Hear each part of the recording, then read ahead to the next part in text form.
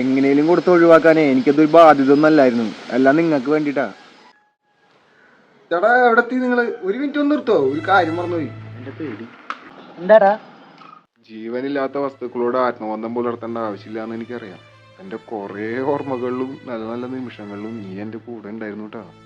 ഇപ്പൊ ഒരു ഗതിയില്ലാത്ത കാരണാട്ടാ നിന്നെ ഞാൻ കൊടുക്കണേ. ശരിട്ടാ, ഞാൻ നിന്റെ ഒപ്പം ഇല്ലാട്ടാ. പോട്ടറാ. എന്താ? ഒന്നുമില്ല, കുഴപ്പമില്ല കേട്ടോ. എനിക്കറിയാട്ടാ, കഷ്ടപ്പെട്ട് പണിക്ക് പോയി ആഗ്രഹിച്ച് വാങ്ങിച്ച വണ്ടിയാടാ. കൊണ്ടുപോലും നോക്കണം.